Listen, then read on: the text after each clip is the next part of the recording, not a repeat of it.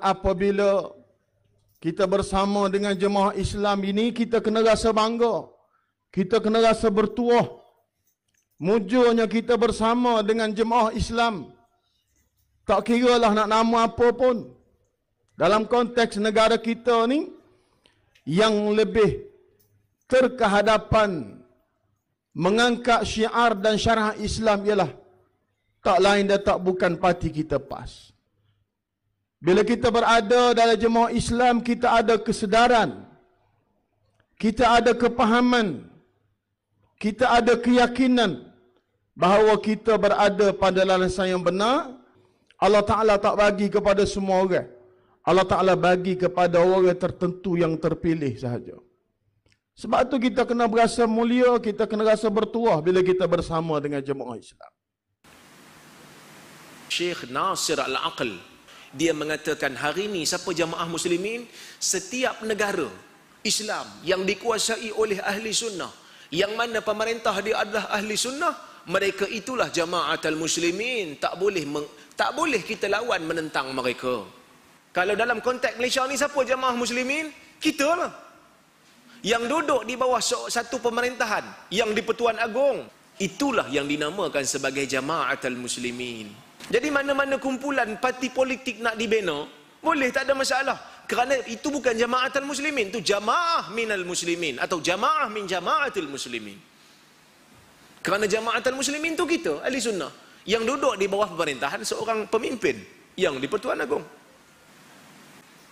Tak ada ulama yang kata jamaah muslimin tu mana-mana kumpulan parti politik.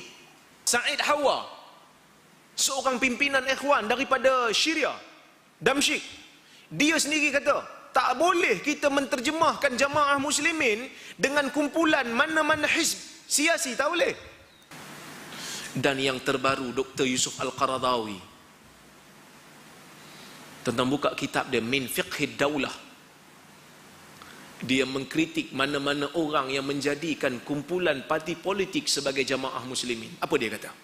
Dia kritik ni, mana-mana orang politik, hizbu siasi lah, parti politik yang orientasinya Islam, apabila kumpulan ini mensifatkan dirinya sendiri bahawasanya dialah adalah jamaah muslimin dan bukan jamaah minal muslimin, maka sesiapa yang menyanggahi mereka, maka telah menyanggahi jamaah. Dan semua orang yang tidak masuk ke dalam jamaah mereka, maka mereka tidak berada dalam jamaah muslimin. Dan semua hadis-hadis yang datang yang datang membicarakan tentang jamaah, yang membicarakan tentang wajibnya bersama jamaah dan haramnya keluar daripada jemaah, diletakkan kepada jemaah mereka, kata Qaradawi.